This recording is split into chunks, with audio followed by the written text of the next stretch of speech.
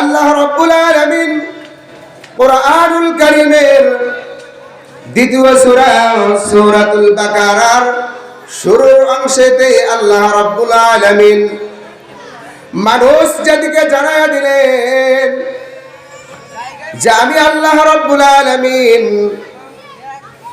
এই কুরআনুল কারীম নাযিল করেছে। আল্লাহ তাআলা বলেন এই কুরআনুল কারীমের ভিতরে কোনো ভুল নেই, ভুলের কোনো অবকাশ নাই। যেই বান্দা বান্দি আমার এই কুরআনুল কারীমকে মানবে, এই কুরআনুল কারীমকে ধারণ করবে, আমি আল্লাহ রাব্বুল আলামিন এই কুরআনুল কারীম কে তার জন্য হিদায়াতের বাণী হিসেবে আমি আল্লাহ তাআলা পাঠাইছি। সুবহানাল্লাহ। হুদাল লিন্নাস, আল্লাহ রাব্বুল আলামিন মানুষ জাতির হিদায়াতের জন্য এই কুরআনুল কারীম পাঠাইছেন। আল্লাহ রাব্বুল আলামিন বলেন আমি আল্লাহ রাব্বুল আলামিন আলহামদুলিল্লাহি রাব্বিল আলামিন, আমি আল্লাহ তাআলা মানুষ জাতির জন্য শুধু নয়, আমি আল্লাহ তাআলা সমস্ত জগতের জন্য আমি আল্লাহ তাআলা আলামিন। এরপরে আল্লাহ তাআলা রাসূল আরবি সাল্লাল্লাহু আলাইহি ওয়াসাল্লামকে পাঠাইলেন। রব্বুল আলামিন রহমত হিসেবে পাঠাইছি সমগ্র জগতের জন্য। সুবহানাল্লাহ। আল্লাহ তাআলা বলেন ওয়ামা আরসালনাকা ইল্লা রাহমাতাল লিল আলামিন। আল্লাহু আকবার। আল্লাহ রাব্বুল আলামিন বলেন এ দুনিয়ার মানুষ, আমি আল্লাহ তাআলা আমার রাসূলকে প্রেরণ করলাম তোমাদের মাঝে। হে রাসূল, আপনাকে আমি প্রেরণ করলাম সমগ্র জগতের জন্য রহমত। সুবহানাল্লাহ। যেই বান্দা বান্দি আমার আপনার পথে চলবে, আপনার দেখানো পথ মানবে, আপনাকে নেতা হিসেবে মানবে। কি হিসেবে মানবে? নেতা হিসেবে মানবে। আমি আল্লাহ রাব্বুল আলামিন তার জন্য আপনাকে রহমত বানাইয়া দিলাম। সুবহানাল্লাহ। আমাদের নেতাকে, আমাদের নেতার নাম কি? মুহাম্মদুর রাসূলুল্লাহ সাল্লাল্লাহু আলাইহি ওয়াসাল্লাম। এই নেতার উপরে আল্লাহ রাব্বুল আলামিন নাযিল করেছেন 30 পারা নামক কুরআনুল কারীম। আল্লাহু আকবার। আমার নবী যেমন বড়, আল্লাহ রাব্বুল আলামিনের কালামুল্লাহ তেমনি বড়। আমার আল্লাহ যে এরকম বড়, আমার আল্লাহ তাআলার কালামুল্লাহ অনুরূপ বড়। সুবহানাল্লাহ। এজন্য আল্লাহ রাব্বুল আলামিন আমাদেরকে জানিয়ে দিয়েছেন যে দুনিয়ার ভিতরে আমি আল্লাহ তাআলা যে কুরআনুল কারীম পাঠাইছি, এর হেফাজতের দায়িত্ব কিন্তু আমি আল্লাহ তাআলা নিয়েছি। শুধু তাই নয় রে বান্দা, তাই নয়, এর দায়িত্ব নিয়ে আমি আল্লাহ তাআলা ক্ষান্ত হই নাই।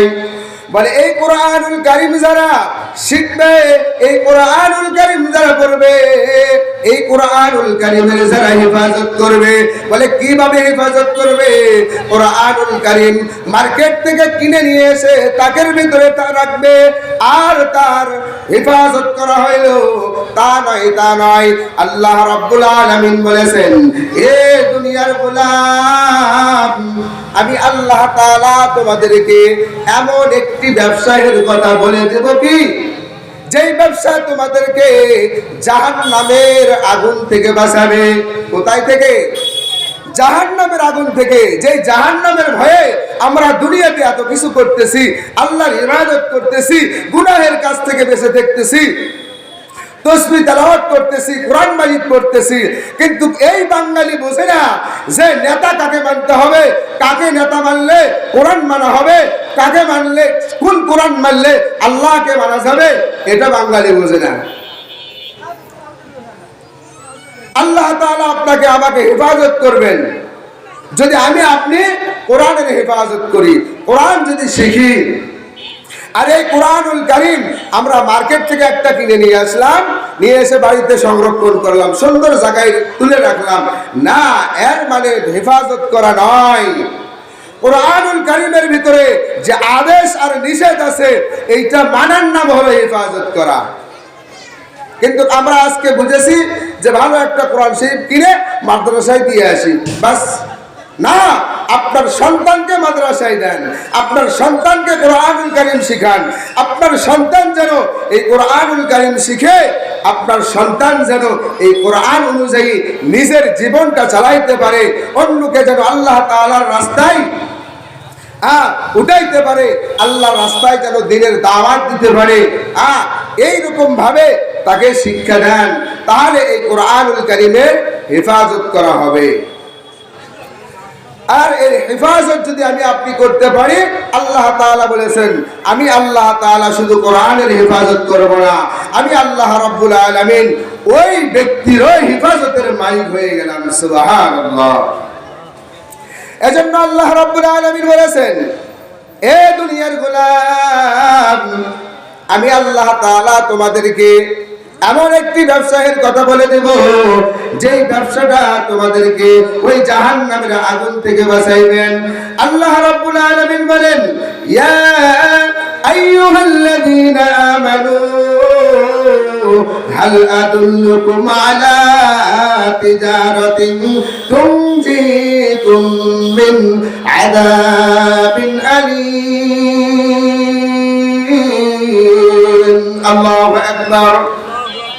আল্লাহ রাব্বুল আলামিন বলেন, এ দুনিয়ার গোলাম, এ নবীর উম্মত, আমি কি তোমাদেরকে এমন একটি ব্যবসায়ের কথা বলে দেব, যেই ব্যবসাটা তোমাদেরকে ওই জাহান্নামের কঠিন আযাব থেকে বাঁচাইবে। কে না বাঁচতে চায়? সবাই জাহান্নাম থেকে বাঁচার জন্য পাগল। এই জাহান্নাম আপনার আমার সামনে রেডি। যদি গুনাহ নিয়ে যায় জাহান্নাম, যদি নেক নিয়ে না যায় তাহলে জান্নাত। সুবহানাল্লাহ। এজন্য আল্লাহ তাআলা বললেন, কি ব্যবসা আপনাকে আমাকে করতে হবে?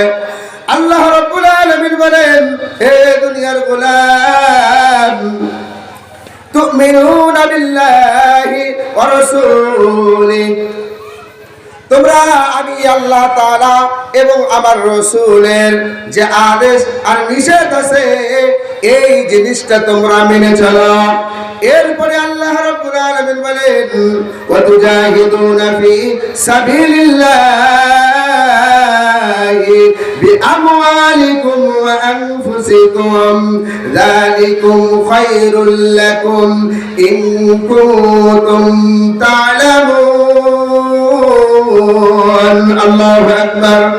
আল্লাহ রাব্বুল আলামিন বলেন, ওয়া তুজাহিদুনা ফিল্লাহ, আল্লাহ রাব্বুল আলামিন বলেন, তোমরা আমি আল্লাহ তাআলার রাস্তায় তোমাদেরকে যে মাল দিয়েছে, যে জান দিয়েছে, আমি আল্লাহ রাব্বুল আলামিনের রাস্তায় তোমরা খরচ করো। কার রাস্তায়? আল্লাহ তাআলার রাস্তায় খরচ করতে বলেছেন। আমরা দুনিয়ার রাস্তায় খরচ করতে করতে করতে জীবনটাও শেষ, ধন মালও শেষ, কিন্তু আশায় আছি আল্লাহর রহমত আছে।